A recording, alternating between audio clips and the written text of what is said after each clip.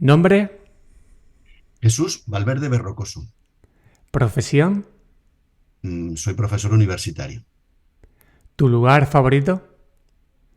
Eh, Podría haber muchos, pero yo te diría por razones profesionales, académicas y por razones también sentimentales importantes para mi vida, diría que Salamanca. Tu mejor hábito. Bueno, yo creo que soy una persona ordenada y eso pues tiene una serie de cuestiones prácticas diarias que están bien. Y yo incluso también creo que vienen bien incluso para lo cognitivo e incluso para la salud mental, ¿no? Es una serie de cuestiones que son oportunas. Creo que ese podría ser una de mis mejores hábitos, sí. Una cosa que estás aprendiendo. Bueno, pues yo creo que como muchos de nosotros ahora mismo, y en el ámbito esto de la tecnología educativa, pues el tema de la inteligencia artificial, y hablando y dialogando con esta nueva forma de acceder al conocimiento, generar conocimiento, no sé, estoy en ese tipo de cosas, ¿no? Descubriendo algunas de sus posibilidades muy interesantes y algunas de sus limitaciones también, por supuesto. Algo que te molesta de manera especial. Hombre, en la vida cotidiana y a todos los aspectos, tanto, ya te digo, de la vida social como también de la vida profesional, a mí el tema de la deshonestidad, la falta de integridad, el querer hacer trampas, no sé, manipular la información, el engaño, pero además el engaño no por error, sino el engaño no un poco. Ese tipo de actitudes y de conductas son las que realmente me provocan más rechazo en mi vida cotidiana. Un libro que recomiendes o que te ha influido mucho en tu vida. Pues fíjate, en vez de uno te voy a decir tres, pero no tres porque sean distintos, sino que se trata de una trilogía, ¿vale? A mí me gusta la novela histórica, ¿m? Sobre todo los periodos vacacionales donde más aprovecho para hacer este tipo de lecturas. Y bueno, cayó en mis manos un primer libro de un autor inglés que se llama Richard Harris sobre Cicerón. Y entonces es una novela histórica que tiene tres tomos en el que narra pues, por voz de su secretario pues los episodios más importantes de la vida de este personaje que me parece muy interesante, ¿no? Precisamente por el tema este que habla antes de la integridad moral, ¿no? Era un defensor de la honestidad, un luchador contra la corrupción en su momento, algo que, bueno, que el tiempo pasa pero sigue existiendo en nuestras vidas, ¿no? A mí también me atrae de su figura como académico el amor por la sabiduría. Era un filósofo, un estudioso, tenía su biblioteca, ¿no? Que eso es para nosotros tener una biblioteca como académicos es siempre una cosa muy atractiva. Y luego, finalmente, pues ya todos sabemos, ¿no?, que era un orador espectacular y por lo tanto a mí la elocuencia es digamos, una virtud que me agrada mucho en las personas. Desgraciadamente, ahora no se practica mucho, pero bueno, la retórica y todo esto pues, era un comportamiento muy interesante. Entonces tiene tres libros, Imperium, el segundo era Conspiración y luego Dictador. Son novelas cortitas, es decir, no requieren, y se leen muy bien. Entonces, bueno, pues como una recomendación por el personaje y por el hecho de ser una novela histórica. Y una frase que te inspire o te defina. Pues mira, aprovechando y que estamos hablando de este personaje histórico, ¿no?, de Cicerón, hay una frase que he utilizado en alguna ocasión en mis felicitaciones navideñas, en el que me gusta encontrar algunas referencias sobre la amistad, ¿no? Y tiene una que dice lo siguiente: este es el primer precepto de la amistad. Pedir a los amigos solo lo honesto y solo lo honesto hacer por ellos. Hola, soy José Luis Serrano y te doy la bienvenida al podcast de EduHacking. En este episodio aprenderás con Jesús Valverde sobre las posibilidades que el pensamiento de diseño ofrece para resolver problemas perversos en una amplia variedad de profesiones. Jesús es catedrático del Departamento de Ciencias de la Educación en la Universidad de Extremadura y está especializado en tecnología educativa. Coordina el grupo de investigación Nodo Educativo, compuesto, por cierto, por un excelente grupo de profesionales. También coordina la revista latinoamericana de tecnología educativa, Relatec, donde, por cierto, publiqué mi primer artículo científico allá por 2012. Además, es coordinador del Máster Universitario de Educación Digital de la Universidad de Extremadura. Es también coordinador de libros como el Proyecto de Educación Digital en un Centro Educativo, guía para su elaboración y desarrollo, y también recientemente del libro Educación Digital y Pensamiento de Diseño. En este episodio nos centramos en una de sus líneas clásicas de investigación, la transformación digital del sistema educativo. Hablamos específicamente sobre cómo el pensamiento de diseño es una herramienta útil para desarrollar un proyecto de educación digital en los centros educativos. Podrás aprender sobre las peculiaridades de los problemas perversos, complejos, los elementos comunes entre el arte y la ciencia y las características y fases del pensamiento de diseño. Jesús también nos cuenta algunas de las técnicas más destacadas que han utilizado en centros educativos durante sus estudios, en los que han asumido el rol de dinamizadores. Algunos ejemplos de estas técnicas son las cartografías y los mapas conceptuales. Finalmente, aprovechamos la visita de Jesús para que nos hable sobre qué son las aulas del futuro y su relación con el pensamiento de diseño y los proyectos de educación digital en los centros educativos. Como ves, es un episodio enfocado en el sistema educativo. Sin embargo, encontrarás utilidad práctica en el pensamiento de diseño para contextos llenos de incertidumbre, donde los problemas no están claramente definidos y la búsqueda de soluciones no implica hallar una única verdad. Por cierto, te invito a formar parte de la comunidad de EduHacking, uniéndote a su canal de Telegram o suscribiéndote gratuitamente a mi lista de contactos. Cada sábado a las 10:15 recibirás un correo con historias breves y reales llenas de consejos prácticos para mejorar tu relación con la tecnología, tu bienestar, tus métodos de aprendizaje, la gestión del conocimiento y otros temas clave en EduHacking. Además, tendrás acceso a contenido y formaciones exclusivas. Para unirte al canal o suscribirte a la lista de contactos, simplemente sigue los enlaces en las notas del episodio o visita mi web joseluisserrano.net. Ahora sí, vamos con Jesús Valverde.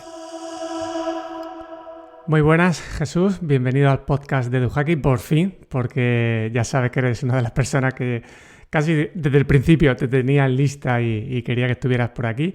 Así que nada, tenía tantos temas que podía hablar contigo que yo creo que al final no sabía muy bien cuál y eso ha hecho que tardes más de lo que yo tenía previsto, sinceramente, en venir. Así que nada, bienvenido. Muchísimas gracias. Para mí es un placer y además pues un honor también, porque en fin, con toda la gente que ha pasado, pues contar entre los invitados, entre tus invitados, pues es un placer. Así que muchas gracias por invitarme. Nada, es un placer para mí. Bien, Jesús, uno de esos temas que has tratado en profundidad es el proyecto de educación digital. De hecho, tenéis ahí un libro reciente que lo vinculáis muy bien con el pensamiento de diseño, que me gustaría que nos centrásemos en eso.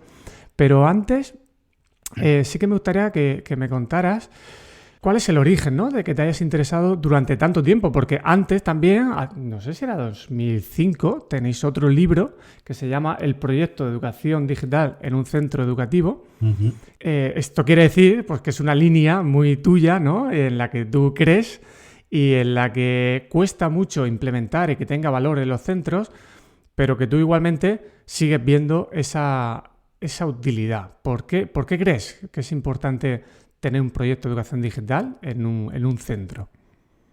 Bueno, pues en efecto supone una evolución de una línea de investigación que llevamos mucho tiempo desarrollando en el grupo, ¿vale? Y que surge de los primeros estudios que tuvimos acerca de lo que entonces llamamos buenas prácticas educativas con la integración de las tecnologías en los centros, ¿no? Hicimos varios estudios de caso en muchos centros educativos en nuestra región, en Extremadura. Y bueno, de ahí surgió un conocimiento acerca de los problemas, limitaciones de todo este tipo de proyectos que se van sucediendo en el tiempo y que, bueno, pues todos tenemos la impresión y muchas veces también la certeza y la evidencia de que no tienen los resultados que uno desearía, ¿no?, o que esperaría que se lograsen. Y entre muchos de los factores que intervienen en todo este proceso, que evidentemente es complejo, uno en el que nos fijamos fue precisamente en el de la reflexión acerca de lo que supone integrar tecnologías en las aulas. Y eso nos llevaba, puesto que somos del área de didáctica, pues evidentemente a la planificación, ¿no? Y al diseño de un proyecto acerca de cómo hacer que las tecnologías formen parte del proceso de enseñanza-aprendizaje de una manera, digamos, natural, por decirlo de algún modo, ¿no? No forzada o artificial. Y entonces nos ceñimos a esta cuestión y propusimos, precisamente como una de las conclusiones de estos estudios, de estos, la dimensión que tendría que tener un proyecto de educación digital. Y eso fue el libro que has comentado anterior a este otro del que vamos a hablar sobre pensamiento de diseño, y en el que estuvimos analizando elementos y formas de cómo se debería construir un proyecto de educación digital. Esto tuvo alguna repercusión en nuestra propia comunidad autónoma, porque de hecho, a raíz de ese libro y de alguna otra participación que me pidieron en algún foro, la propia comunidad articuló una solicitud a los centros de un proyecto de educación digital que estaba bastante inspirado en lo que hemos trabajado aquí, ¿vale? Pero claro, nos faltaba una cosa más, es decir, vale, esto es como digamos, de todo lo que hemos estudiado, de lo que hemos analizado, esto es lo que proponemos que se debería hacer, ¿no? Es decir, un proyecto con una serie de características, no solo los componentes que tiene, sino el cómo se debería llevar a cabo, ¿no? Pero nos faltaba el ponerlo en práctica o tratar de analizarlo así. Y en otro estudio posterior, lo que tratamos es de decir, pues venga, vamos a ver, vamos a hacer también en algunos centros educativos eh, o bien aquellos que tienen el proyecto, ayudarles a mejorarlo, ¿vale? O contribuir a su mejora, y en los que no lo tuviesen, pues también colaborar con ellos, cooperar con ellos para que se elaborase. Y esta fue un poco la condición en la que trabajamos. Y de ahí surge pues este interés.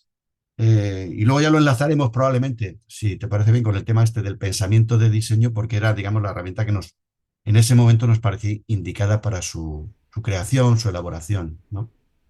Con los centros. 2015, que he dicho 2005, pero no, el primer libro, 2015.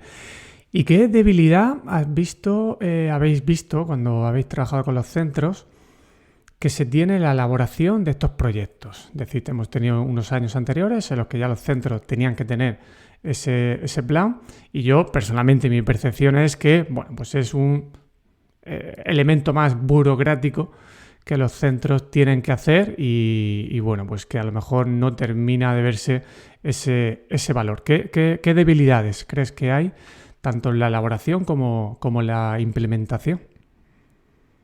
Pues tú has dado una clave fundamental que a nosotros enseguida se nos mostró. Es decir, solicitar este tipo de documento, porque finalmente es un documento que se solicita a los centros educativos, era un añadido burocrático a todas las cantidades de cosas que se les solicitan. ¿De acuerdo? Y entonces, evidentemente, lo que nos encontramos, porque también analizamos algunos de los que ya estaban, digamos, aprobados en los centros, es que realmente la participación, la elaboración de ese proyecto era prácticamente muy minoritaria. Participaba el coordinador TIC, algún miembro del equipo directivo más implicado, algún profesor en su caso, pero muy poca gente, ¿no? Y bueno, como venía una plantilla en la que había que completar cosas, pues evidentemente no había una labor, digamos, de reflexión y de colaboración, sino bueno, de satisfacer la demanda que te daba la administración. Y eso es una limitación importantísima, porque evidentemente hace que nadie conozca el proyecto, nadie sepa exactamente para qué sirve realmente ese documento, más allá de que la administración me lo solicita para que luego me puedan dar materiales, recursos, etcétera. Y por lo tanto, nosotros que consideramos que era una oportunidad de oro para poder ver cómo integrar las tecnologías realmente en las aulas, se estaba perdiendo, ¿vale? Porque al final es algo que viene impuesto y que no es entendido por los que lo tienen que aplicar. Y en ese sentido quisimos darle un poco la vuelta a la cuestión y tratar de darle un enfoque que partiese de abajo hacia arriba y no de arriba hacia abajo. ¿De acuerdo? Y entonces hacer ver en qué medida un proyecto de educación digital tiene sentido dentro de un centro y puede ser útil. Y precisamente lo primero que le preguntábamos acerca de esto a los profesores, a los docentes, era si les parecía útil, si tenían esta idea de que era burocrático, si era una idea de que era complicado, si era poco útil. Utilizamos un diferencial semántico para hacer esto, y luego al final del proceso el mismo. Y bueno, se observó que había unas diferencias, y eso es importante. Es decir, se dieron cuenta de que realmente, aunque finalmente pueda ser un documento, algo que a la administración me pide, su elaboración puede tener una función muy interesante, ¿no? Si queremos que las tecnologías tengan un papel en el proceso educativo. Sí, ese proceso de elaboración pues tiene que tener, más allá de una serie de apartados, pues una serie de fundamentos o de principios que ahí lo habéis encontrado, lo habéis encajado muy bien con el llamado pensamiento de diseño. Entonces, bueno, una vez dibujado este final seguramente al que iremos al término del episodio, de cómo el pensamiento de diseño es una herramienta útil para desarrollar un proyecto de educación digital, sí que creo que es importante que la audiencia entienda que es exactamente el pensamiento de diseño y aunque lo hemos centrado en este caso concreto, sí que comentáis que es útil para resolver problemas perversos en todas las profesiones. Me encantó cuando leí eso. ¿Nos puedes explicar por qué? Sí, el término este de problema perverso, la verdad es que llama un poco la atención, es un poco de marketing en algunas Bien ocasiones, hecho, bien hecho. pero es un concepto acuñado en los años 70, ¿vale? Y que ha tenido un desarrollo, digamos, teórico y en publicaciones interesante, porque realmente lo que venían a estos autores que proponen este término es hacer ver que en el ámbito de las ciencias sociales y lo que podemos llamar luego más en adelante ciencias del diseño, ¿verdad? Hay unos problemas con los que nos enfrentamos que tienen unas características que en algunos aspectos se diferencian de los problemas o fenómenos que se estudian en las ciencias naturales, ¿vale? Esto era un poco la idea, ¿no? Entonces, querían hacer ver y dar a conocer que los problemas perversos son esos problemas que están mal estructurados, que no tienen una solución evidente, de hecho no hay una solución única, ¿vale? Que además son problemas muy contextualizados, que por lo tanto cuando encuentras alguna posible solución a ese problema, no quiere decir que esa solución se pueda trasladar a otros contextos que tengan un problema similar.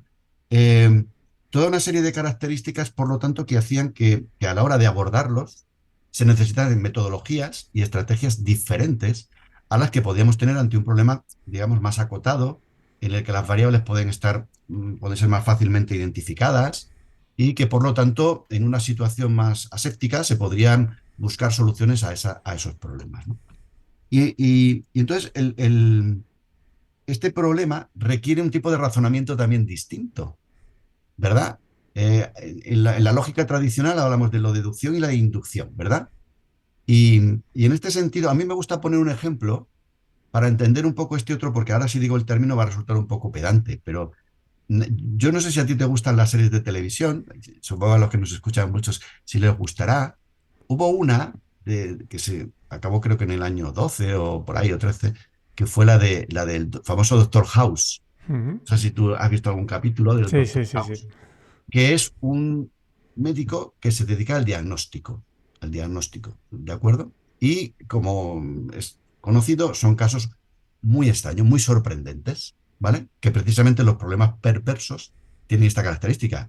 No son intuitivos, no son, digamos, fáciles de interpretar en un primer momento, sino que tienen síntomas que son contradictorios, problemas muy graves que no sabes por qué ocurren, etcétera, ¿no? Y ante este proceso, ante este problema, el doctor House lo que hacía era, y ahora voy a decir el término, el razonamiento abductivo. Es decir, el razonamiento abductivo parte de algunas intuiciones, parte de la experiencia y parte de la observación para tratar de construir hipótesis que nos lleven a una solución rápida. Porque esto es una de las otras cuestiones de este tipo de problemas, ¿no? En el ámbito educativo nosotros no podemos estar esperando a tener todos los datos para dar una solución a un problema en el aula. Lo tenemos que dar inmediatamente, ¿no? Entonces, este es un trabajo muy propio del docente, ¿no? El dar respuestas rápidas por intuición, por observación, por lo que ya sabes de antes. Entonces, claro, no es que no exija conocimiento, ¿eh? Exige un conocimiento profundo de cosas, pero para dar respuestas inmediatas tienes que tener este elemento, ¿no? Entonces, en los capítulos siempre había una aproximación al problema, ¿no? Decía el doctor House y su equipo, pues venga, pasa esta cosa, ¿qué hace? Pues esto hay que hacer tal cosa, ¿no? El antibiótico, el no sé qué. Y se lo aplicaban al enfermo y no resultaba. Y entonces volvían de nuevo a replanteárselo todo. Entonces, este es el planteamiento del razonamiento inductivo, ¿no? Un razonamiento que finalmente da con una solución que a lo mejor no es perfecta, pero que permite de algún modo pues, solucionar en ese momento ya un fenómeno o una situación que se nos estaba dando, ¿no? Y por lo tanto, unimos en este tipo de problemas que son los habituales en educación este tipo de razonamiento que es el que precisamente se emplea en el pensamiento de diseño.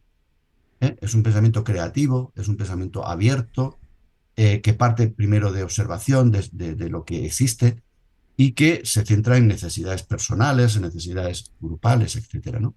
Entonces va todo un poco unido en este planteamiento a la hora de enfrentarte, pues en este caso concreto que estamos hablando de un proyecto de educación digital, que evidentemente no es tampoco nada sencillo. Entiendo que se trata de ver la realidad como un sistema complejo, ¿no? Holístico, en el que la incertidumbre predomina y que no tenemos siempre la receta para los mismos problemas, porque son cambiantes. Incluso el mismo problema en una fecha diferente requiere de un proceso de resolución distinto, ¿no? Entonces yo creo que aquí esta visión de que el conocimiento solamente se genera con el método científico de los diseños experimentales, creo que llevamos décadas con eso muy instaurado y puede haber muchas personas que, bueno, esta forma de resolver problemas y de generar conocimiento lo puedan ver como algo alejado de la ciencia, ¿no? Y que es exclusivo del arte. Pero bien habláis en uno de vuestros capítulos de esos elementos comunes entre el arte y la ciencia. Y esto es muy interesante porque grandes científicos de la historia y grandes inventores lo que precisamente han tenido es esta habilidad para conectar arte y ciencia. ¿Qué elementos comunes tenemos ahí? Pues efectivamente, cuando estamos hablando de ciencia, lo que ocurre es que también hay que hacer ver que la ciencia tiene una dimensión amplia, ¿no? Ya en su momento se habló de las ciencias naturales y de las ciencias sociales, ¿no? Como ámbitos científicos, pero con objetos distintos, metodologías diferentes, pero que llevan a un conocimiento riguroso. Ahora hablamos de ciencias del diseño para introducir un tercer elemento, ¿verdad?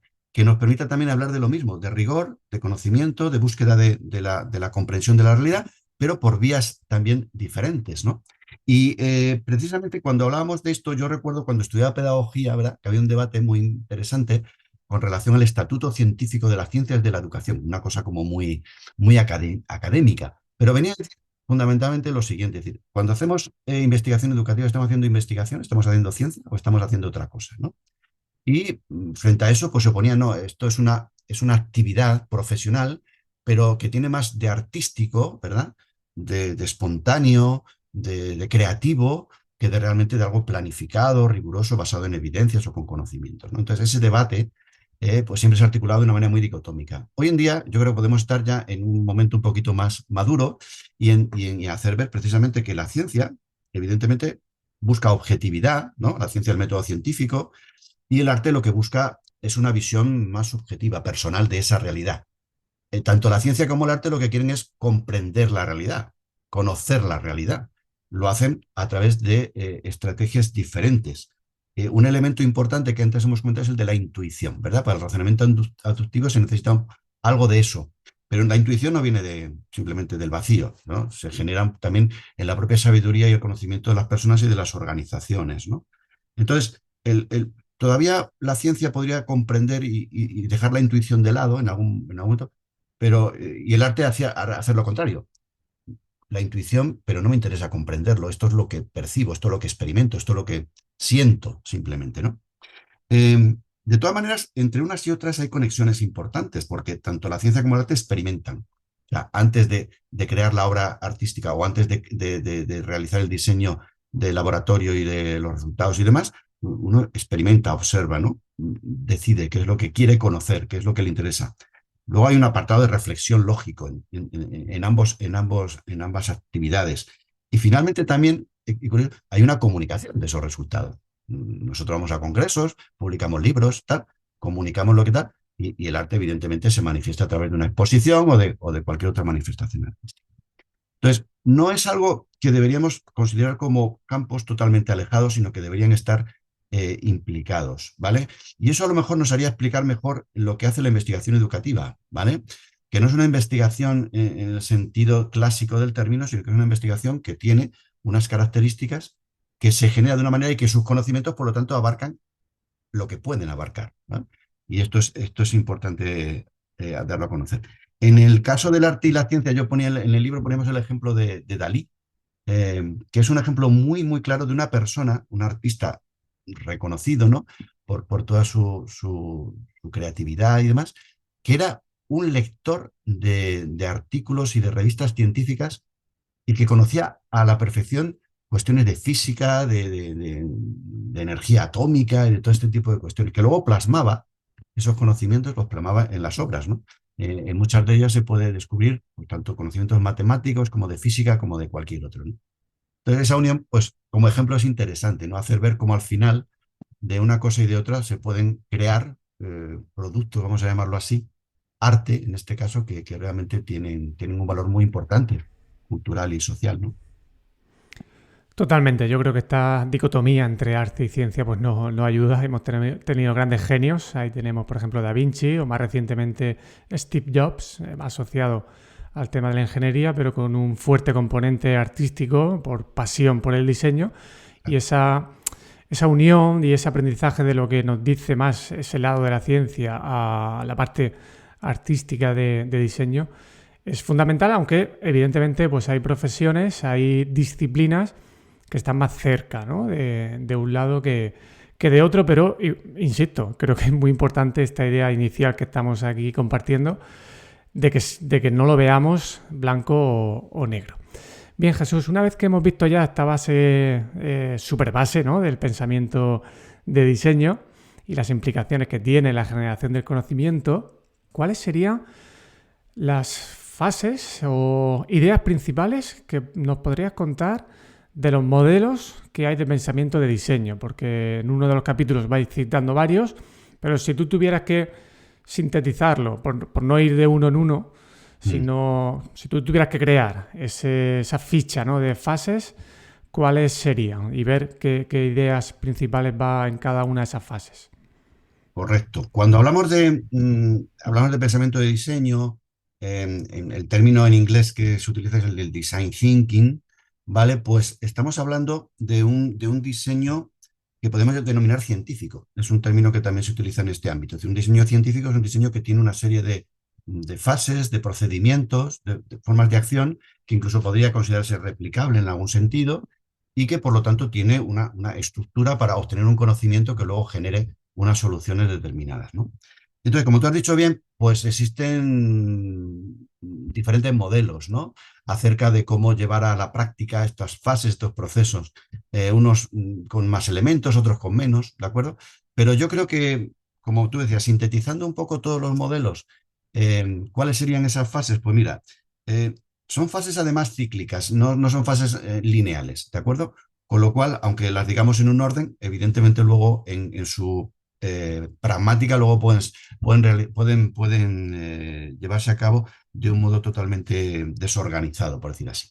Pero vamos por orden, por explicarnos bien. El primero sería la exploración, la inspiración, el descubrimiento. Ese es el primer paso del pensamiento de diseño. Si nos enfrentamos a un fenómeno, a un problema, del que queremos buscar una solución posible o deseable, ¿vale? Entonces, en ese caso tenemos que partir de ver exactamente qué es lo que tenemos, a qué nos enfrentamos, ¿vale?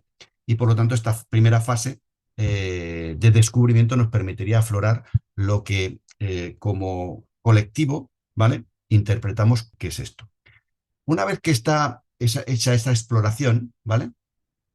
Y situarnos en ello, vendría la fase de interpretación, en la cual, de nuevo, el propio colectivo, el propio grupo, establece una comprensión de aquello que hasta el momento ha ocurrido o el problema que quieren solucionar, ¿no?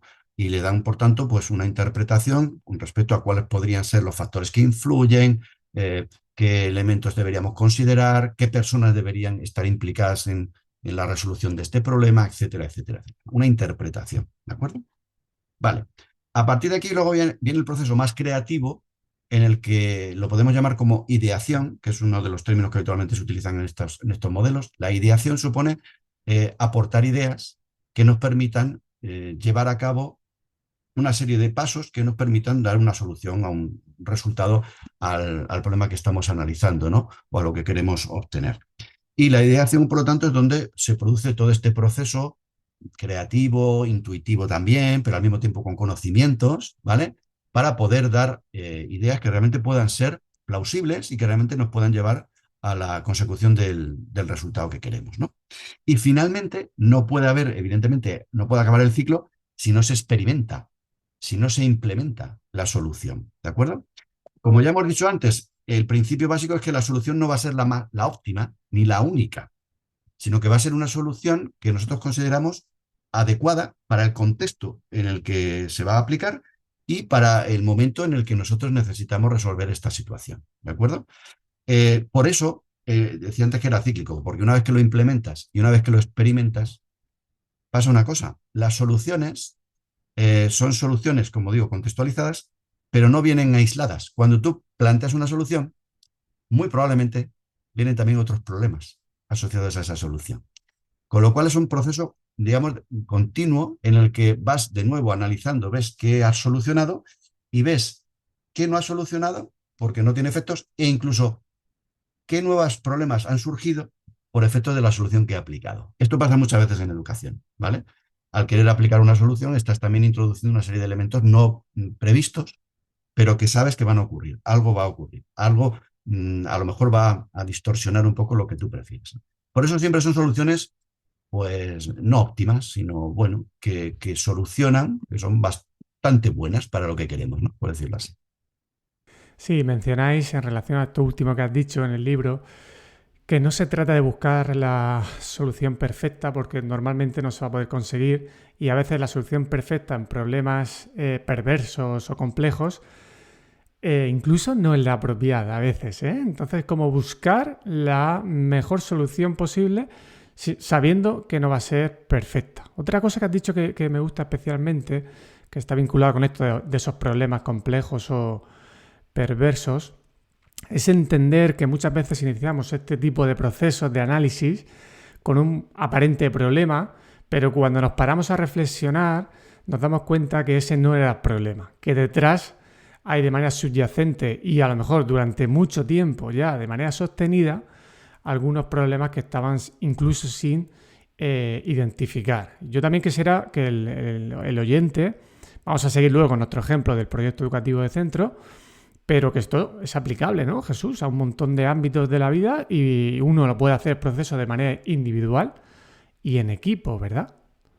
Sin duda, es muy aplicable, porque en realidad estamos hablando de resolver problemas, y eso es lo que constantemente estamos tratando de hacer, de una manera individual o de una manera grupal, ¿no? Colectiva. Entonces, en este sentido es una estructura, es una forma es una metodología, si queremos decir así, o un enfoque de cómo resolver las cuestiones y los problemas. Y por lo tanto, pues evidentemente tienen esa dimensión.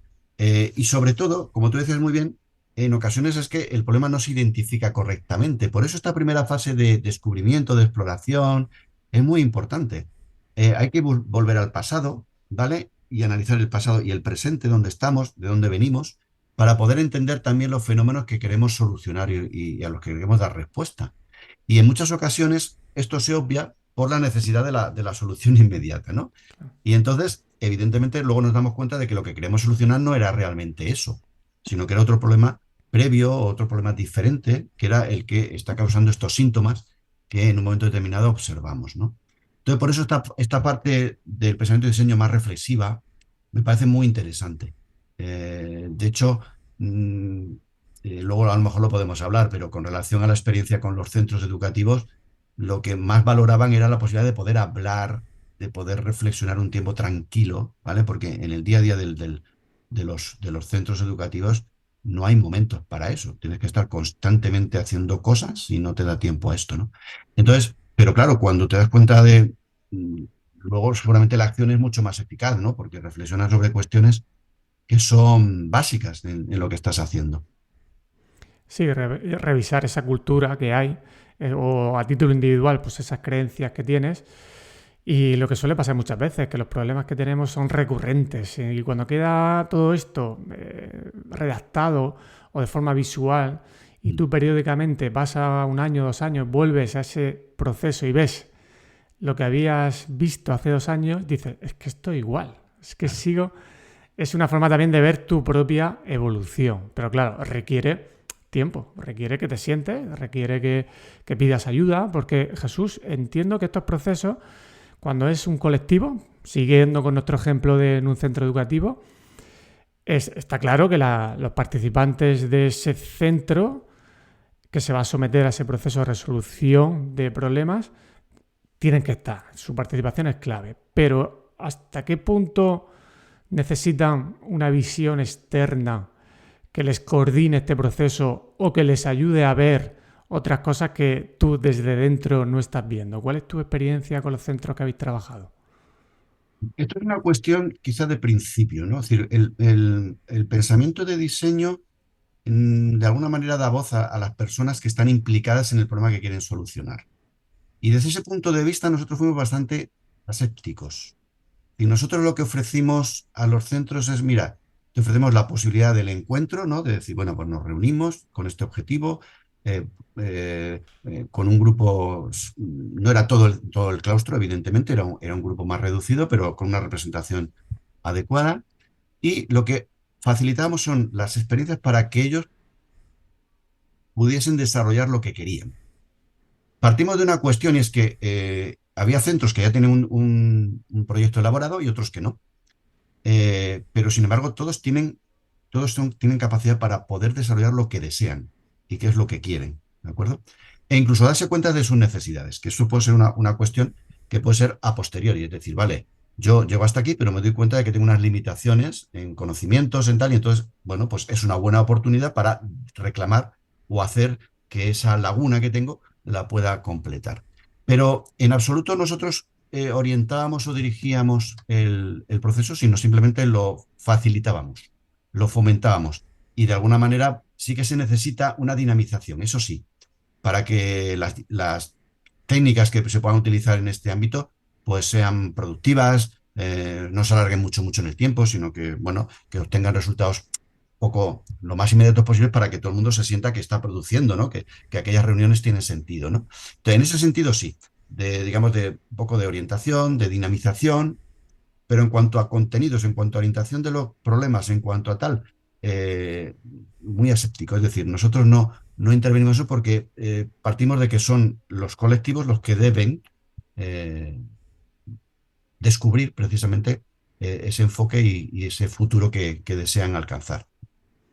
Sí, porque imagino que en el momento que vengas tú de fuera a decirle a alguien cómo tiene que hacer ese proyecto, pues eso ya de entrada va a generar resistencia, ¿no? Decir, bueno, a no ser que tengas ganada la autoridad, bien ganada con ese grupo de personas, porque ya has trabajado con ellos, tengas la confianza, y a lo mejor sí, pero entiendo que en principio esa estrategia no va a funcionar, ¿no? De entrar en un sitio que no es el tuyo y decir cómo lo tienen que hacer, ¿no? Ya de entrada sería una mala propuesta.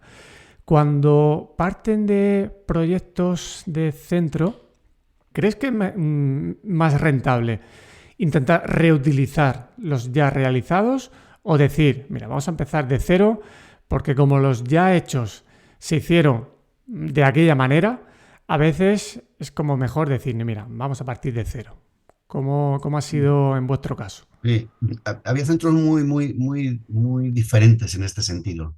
Es decir, algunos centros con una trayectoria de innovación muy importante, que por lo tanto la generación de los proyectos en principio no generaban duda en cuanto a que eran participativos, ¿no? Y tenían por lo tanto, bueno, pues un conocimiento claro de lo que deseaban y de lo que querían, frente a otros en los que realmente ni siquiera habían empezado, ¿no? Es decir, que en ese sentido, pues hay bastantes diferencias. Yo creo que en cualquier caso, nosotros partimos de que si algo estaba elaborado, lo mejor es aprovechar lo que ya está, es decir, es simplemente volver a ello. Y es importante porque a veces cuando uno vuelve de nuevo y descubre lo que ha hecho, descubre incongruencias, incoherencias, cuestiones que realmente pues no sabe muy bien por qué están ahí, y otras que tienen un gran valor y que siguen teniendo perfecta vigencia. Por lo tanto, está bien no desvalorizar todo lo que se ha hecho, ¿vale? Pues a lo mejor el trabajo ha sido de unos pocos o ha sido de todo el centro, pero en cualquier caso es un trabajo que está realizado, ¿no? Entonces, eso siempre hay que darle un valor. Y sobre todo, pues lo que decíamos, ¿no? Que no entremos nosotros mismos en contradicción de querer hacerlo de arriba a abajo, ¿no? Es decir, nosotros como especialistas, entre comillas, vamos a decirles cómo tienen que hacerlo, ¿no? Sino todo lo contrario, que surja de abajo arriba y que si tienen que reestructurar lo que han hecho, que lo hagan. Y si consideran que está correctamente elaborado, pues simplemente que no modifiquen lo que ellos consideran que es correcto. ¿De acuerdo? ¿Qué ejemplo de tareas nos podrías decir? También técnicas, herramientas que habéis visto que, bueno, que suelen gustar mucho, que suelen funcionar cuando ya los centros, vamos a centrarnos ya, si te parece, 100% en el ejemplo de Ujú, diseñar el proyecto educativo digital de un centro ujú, desde el pensamiento de diseño y con ese objetivo, ujú. ¿qué tipo de tareas o fases, por aterrizarlo más en ejemplo práctico, se pueden hacer o se deben seguir? Vale. Mira, en el caso de esto del pensamiento de diseño, la cantidad de técnicas que se puedan utilizar en las sesiones de trabajo son enormes. O sea, y puedes encontrar fácilmente en Internet incluso libros, ¿no? Que describen técnicas de dinámicas de todo tipo, ¿no? Que se adaptan a todo tipo de circunstancias. Algunas conocidas, es decir, no todas son novedosas, novedosas. Algunas son conocidas y otras son pues un poco diferentes, ¿no? Todas ellas siempre encajadas a lo mejor en cada una de las fases o que permitan hacer esto, ¿no? Nosotros para esto optamos por una serie de opciones que incluso antes de llevarlas a cabo con los centros lo hicimos nosotros mismos en el grupo de investigación.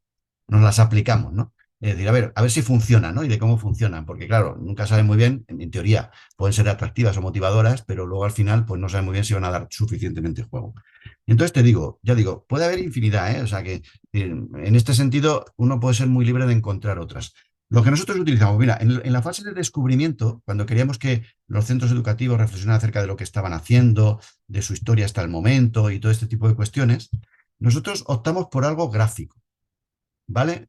Porque es una de las herramientas del dibujo y la expresión, aquí esto volvemos a tener un poco a lo artístico en alguna medida, ¿vale? Nos permite también facilitar un poco la comunicación y algo que puede ser complejo, como es todo el repaso de cómo hemos llegado hasta aquí o qué estamos haciendo, pues se convierte en algo más fácilmente comunicable y accesible. Entonces utilizamos una estrategia que habíamos utilizado también con algunos alumnos del máster en educación digital y demás, que eran las cartografías. Es decir, una cartografía en nuestro caso imitando a un plano de metro, ¿vale? De tal manera que esa representación gráfica presentase las principales líneas entre comillas, de metro, es decir, las principales líneas en las que ellos, o categorías en las que ellos identifican lo que debería tener el plan de educación digital, ¿vale? Y con una serie de estaciones, y las estaciones vienen a ser un poco como los elementos o los componentes de cada una de esas líneas, ¿no? Y luego eso articulado en un dibujo que les permita ver las relaciones, interrelaciones que hay entre ellas, ¿no? Entonces, en pequeño grupo de 3 o 4 personas hacían ese diseño. Nosotros les facilitamos alguna herramienta online para poder dibujarlo fácilmente, ¿no? De una manera que no fuese muy costosa, porque no todo el mundo tiene facilidades para la creación de este tipo de cosas, pero que diese ya una visión un poquito tal, que luego puede ser fácil de comunicar al resto del grupo y ver, pues mira, esta es nuestra visión y lo hicimos de esta manera, ¿no? La cartografía en forma de...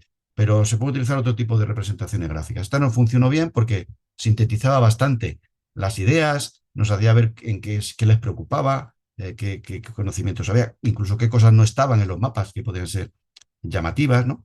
Etcétera.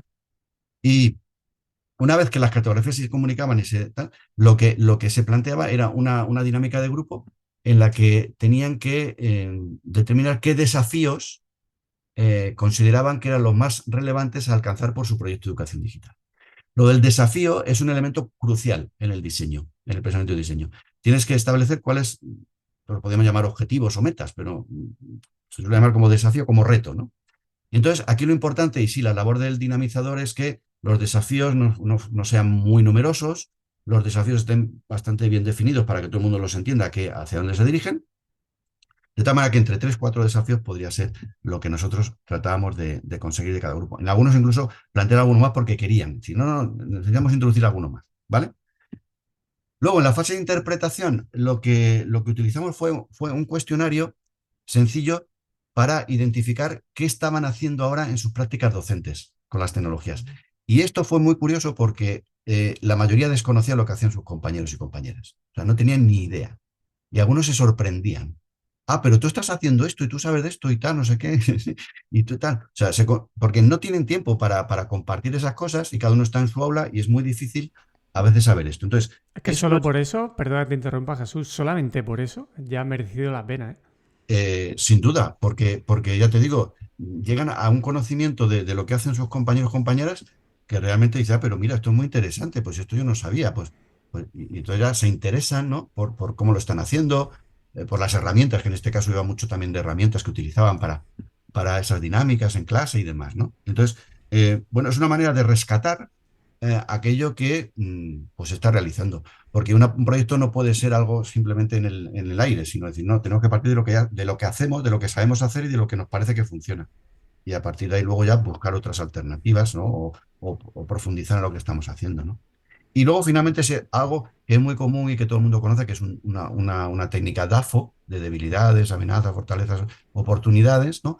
Para que estos desafíos se aterricen y nos demos cuenta de hasta dónde podríamos llegar en su logro, ¿vale? Entonces, ¿qué oportunidades tenemos? ¿Qué desafíos nos enfrentamos? ¿Qué limitaciones? Y esto es muy importante también, ser consciente de las limitaciones que existen, incluso de las amenazas que nos impedirían en un momento determinado alcanzar en algún grado ese desafío. En la fase 3, que es esta es la más creativa, la de ideación, una vez que tenemos el desafío, ya sabemos dónde estamos, qué es lo que queremos, ahora, ¿qué ideas para desarrollar esos desafíos? ¿Cómo los ponemos en marcha, ¿no? Aquí utilizamos los mapas conceptuales. Aquí de nuevo la tarea del dinamizador es muy importante, porque hacer un mapa conceptual en grupo es muy complicado. Entonces, se necesita alguien que dinamice mucho, que organice y que luego plasme. En este caso nosotros lo hacíamos sobre un programa informático, que plasme lo que se está debatiendo en un mapa, que todo el mundo esté de acuerdo con él y que interprete lo que están diciendo, ¿no? Esos mapas luego eran una ayuda muy importante para el proyecto, porque era un esquema que luego tendrían que desarrollar en su proyecto para decir, bueno, pues esta idea se desarrolla y estos son las actividades que queremos, los procesos que vamos a llevar a cabo, y todo eso se desarrollaba en el mapa de una manera bastante efectiva, ¿vale? Eh, y con unos mapas realmente interesantes, ¿no? Porque, bueno, resumían y sintetizaban muy bien lo que querían.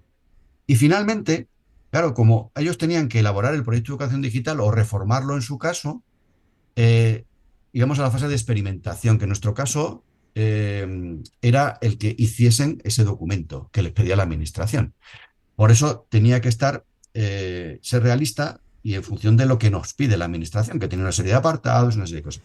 Lo que nosotros decidíamos aquí es que eso ya lo tenían prácticamente elaborado, porque les hacemos ver cómo cada una de las fases que hemos ido en el pensamiento de diseño desarrollando podían tener su encaje en cada uno de sus apartados. Entonces les ofrecíamos esa visión de conjunto, le decíamos los mapas conceptuales, el DAFO, no sé qué, lo puedes utilizar aquí, aquí, allá, y finalmente configuras, tal y como te pide la administración, un proyecto educativo, ¿no? Y eso fue finalmente lo que se logró. Todos hicieron su proyecto o modificaron el suyo y de alguna manera pues se consiguió ese objetivo de hacer ver que con esta estrategia esto que es algo burocrático, algo aburrido, algo que a nadie parece que inicialmente le interesa, pues tenía algunos elementos que finalmente resultaron motivadores y de sentido para los docentes, ¿no? Es decir, tiene sentido hacer un proyecto de educación digital. Sí, una vez hecho este proceso, pues la mayoría consideraba que sí. Sí, esa utilidad práctica más allá de tener ese documento que te están pidiendo, que también es importante, hay que cuidarlo, pero sobre todo esos procesos, me ha encantado esto que decías, ¿no? De saber qué estamos haciendo dentro del mismo centro o de revisar proyectos de años anteriores o de ver objetivos que se nos resisten como centro y que continuamente los vamos poniendo, pero que no están saliendo. Es decir, que hay mucha utilidad, pero tiene que quedarse claro, ¿no? Para que no se convierta solamente el documento que tienes que entregar. Estamos haciendo todo esto para crear un documento. Yo creo que ese es uno de los grandes problemas. ¿Cuánto tiempo ¿En cuánto tiempo se puede hacer todo este proceso? Teniendo, por ejemplo, apoyo externo. ¿Cuántas horas o sesiones? Pues mira, Sé que depende, ¿no? Pero es un más o poco, menos. pero claro, nosotros como era un proceso de investigación, sí que tenemos unas pautas y unos límites temporales y demás, ¿no? Pero en torno a las 30 40 horas de trabajo con los centros sí necesitamos, ¿de acuerdo? Lo hacemos en sesiones de 2 horas para que fuese más asumible, ¿no? Y las dividíamos en función de estas fases, ¿no? Para que también fueran identificadas claramente, ¿no? En ese tipo de cuestiones. Entonces nos poníamos una limitación temporal porque a veces si no dejas limitación temporal los procesos se pueden alargar mucho y tampoco son eficaces, ¿vale? El que está trabajando en esto tiene que darse cuenta de que finalmente va a poder elaborar ese proyecto, en este caso. No, o sea, que va a tener herramientas para hacerlo o que va a encontrar una solución a tal cosa, ¿no? Y la va a poder poner en práctica. Tiene que haber una un tiempo razonable para que se pueda hacer esto bien, pero tampoco tan prolongado que al final sea un proceso excesivamente, ¿no? De hecho, todos participaron desde el principio hasta el final, con lo cual quiere decir que en ese sentido sí que no hubo ¿no? Alguien que dice, yo abandono porque esto no lo veo, ¿no? No, entonces sí que se vio que este proceso con estas dinámicas favorecen tanto los diálogos como luego la producción y el resultado de lo que se pretende, ¿no? Que no es una mera elucubración, sino que, bueno, al establecer, por ejemplo, los desafíos y ser muy concretos, pues, oye, ya está muy claro el proyecto hacia dónde se dirige, ¿vale? Son estas tres cosas las que queremos conseguir. Entonces, eso es fácil recordarlo, es fácil mantenerlo en la memoria, es fácil ver si se va logrando o no. Cuando son proyectos como muy macro, ¿verdad? Que queremos hacer muchas cosas, pero sin una orientación clara, entonces nos perdemos en eso, ¿no? Porque es muy importante luego comunicar al resto de la comunidad educativa lo que se ha planteado. Es decir, ese proyecto luego lo tiene que aplicar todo el mundo. Aunque en la participación y en su elaboración más directa haya un grupo más reducido, pero al final tiene que implicarse. Todo eso fue la fase, digamos, que en este proyecto quedaba por ver, ¿vale? Que es otra fase que ahora ya más adelante también nos interesará investigar y es la implementación, ¿vale? Y sobre eso también tenemos ideas, ¿no? Acerca de cómo hacer. Me lo has visto a los ojos, ¿eh? Porque te iba a preguntar sobre esto.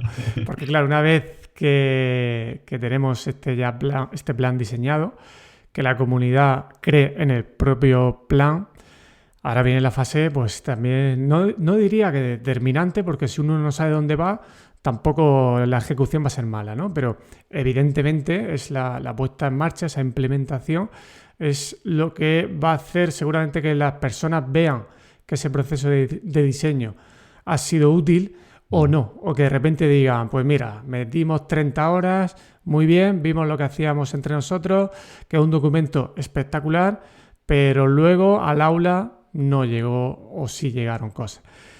Dices que tienes previsto, pues eso, intentar ver cómo se hace esa implementación, pero no sé si tienes información por otros estudios o por pequeños estudios que hayáis podido hacer, no lo sé. A la hora de la implementación, ¿qué crees que está pasando o qué consejos darías?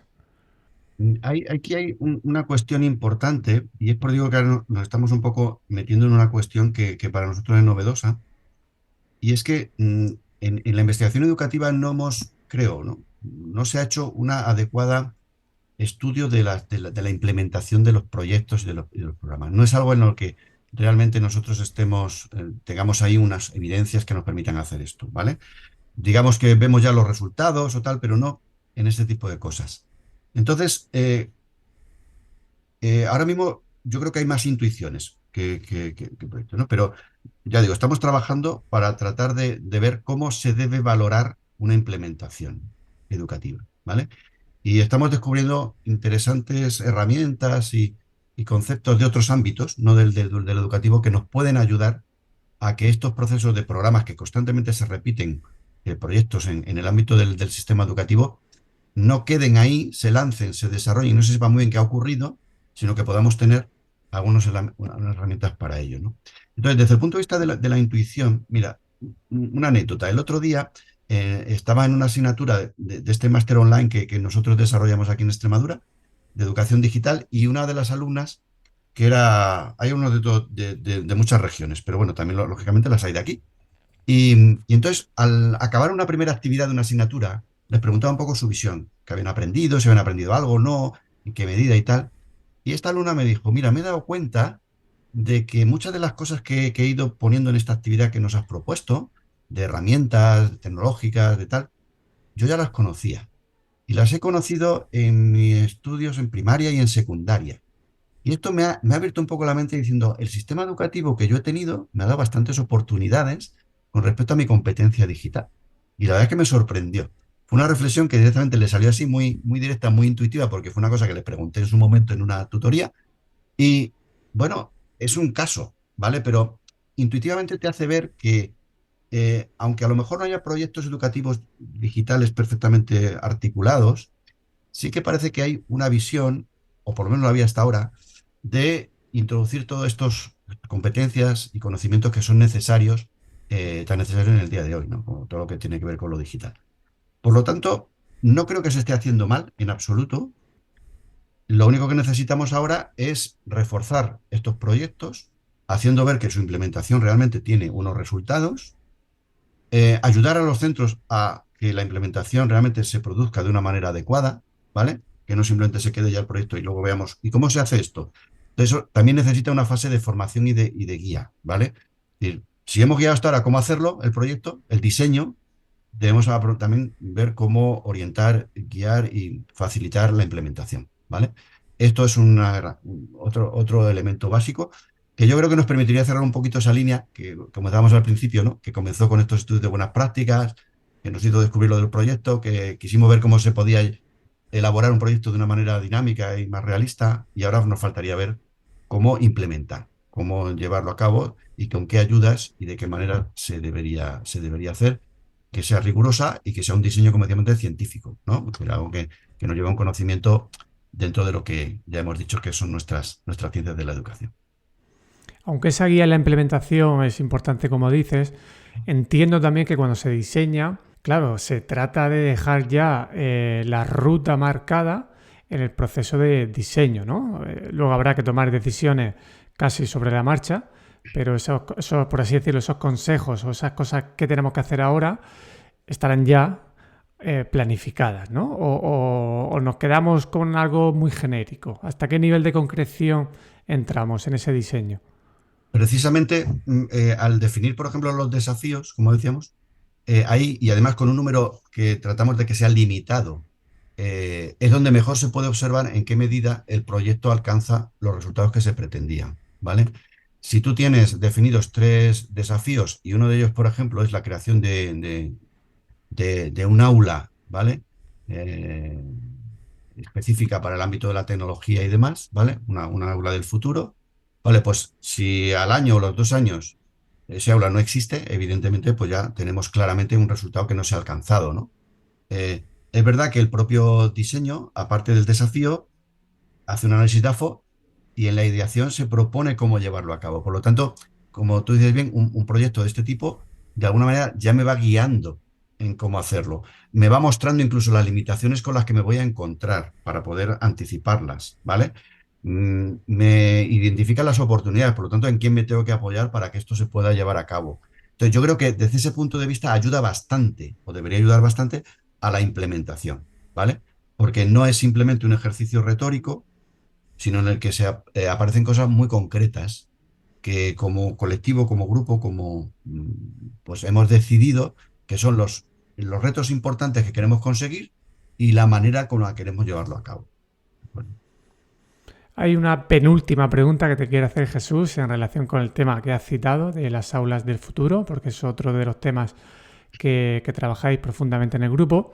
Y bueno, pues la idea es ver cómo estas aulas del futuro, con la ayuda de la tecnología y con otros elementos, puede transformar los propios espacios educativos. Estas aulas del futuro, cuéntanos así brevemente qué son y qué papel tiene el pensamiento de diseño en su creación, porque claro, yo creo que ahí se da la fase de preparación, pero también el diseño, por así decirlo, más desde la visión de la arquitectura, ¿no? Creo que se mueve ahí entre esos dos espacios. Cuéntanos brevemente cómo son, la que tenéis vosotros también en la universidad, y cómo encaja esto en el pensamiento de diseño y el proyecto de centro. O sea, casi nada, ¿eh? La penúltima que te he lanzado. vamos a tratar de ser un poco sintéticos, sí. No, bueno, el término aula de futuro es un término acuñado por una experiencia europea, ¿no? El término a veces es un poco discutido, pero bueno, como es algo que ya está en el común, pues lo utilizamos de esta manera, ¿no? Son aulas innovadoras, aulas en los cuales el espacio se modifica. Del aula tradicional, ¿vale?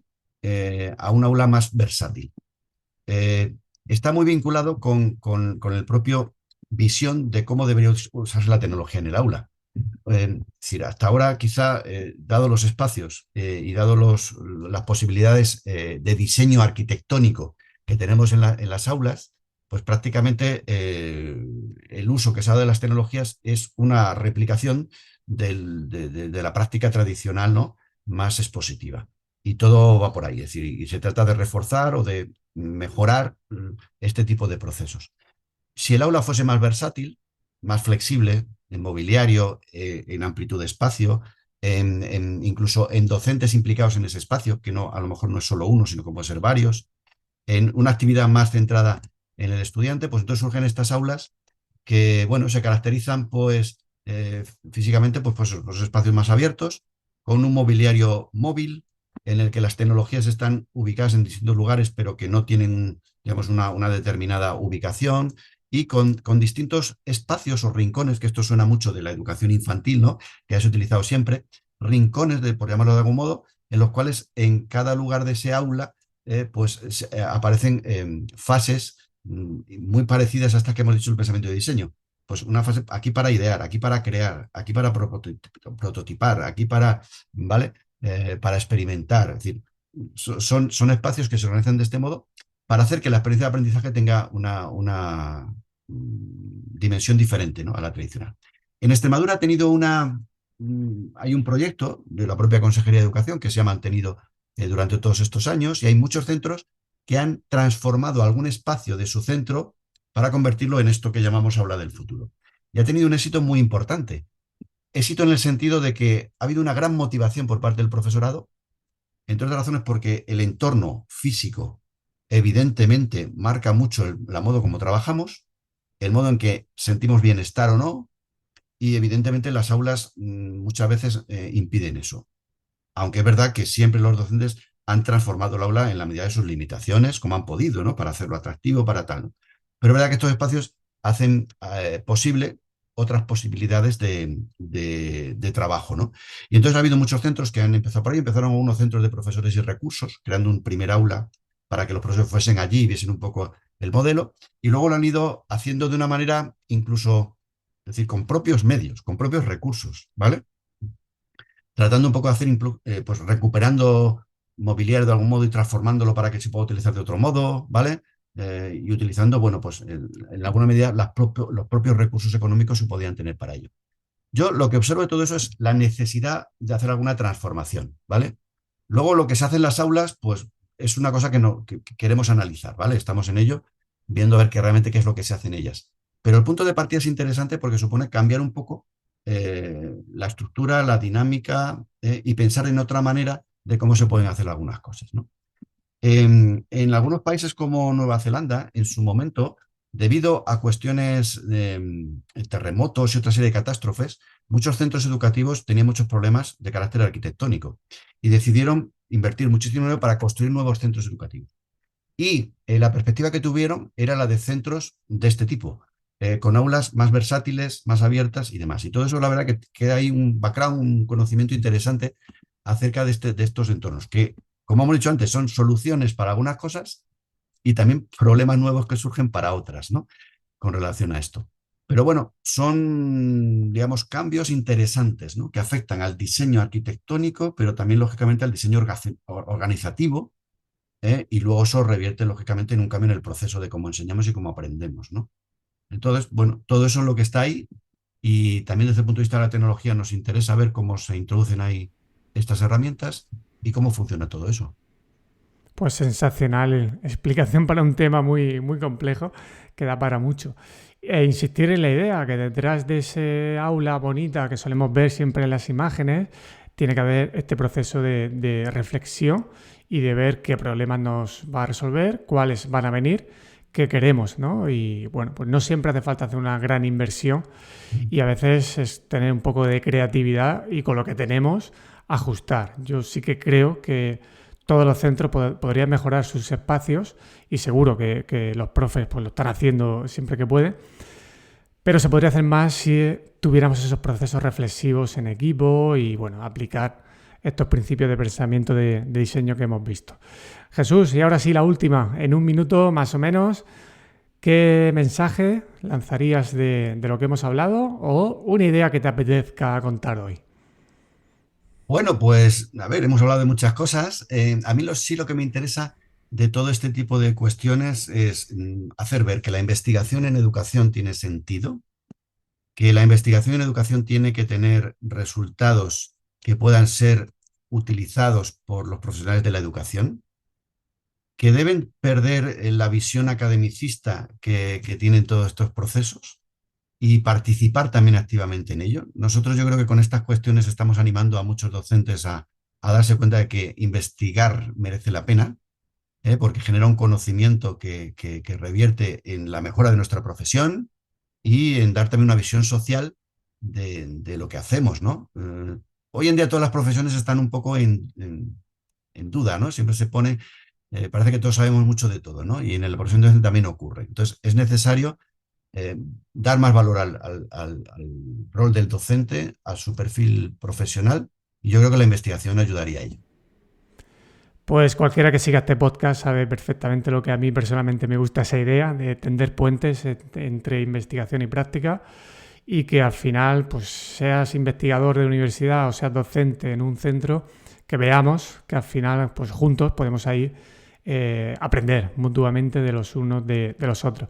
Y no voy a abrir este capítulo, pero también tenemos esa metodología de investigación basada en el diseño, que al final también va cogiendo estos principios. Por lo tanto, este pensamiento de diseño, una vez más, lo vemos aplicado a distintas cosas. Lo hemos centrado mucho a la elaboración de un proyecto educativo digital en un centro, pero es aplicable, insisto, a muchas cosas. Jesús, muchísimas gracias. Ojalá consigáis hacer esa investigación de la implementación, que podáis evaluar esos procesos y que sigamos aprendiendo sobre cómo podemos aplicar estos principios de diseño. Muchísimas gracias. Muchas gracias a ti. Ha sido un placer.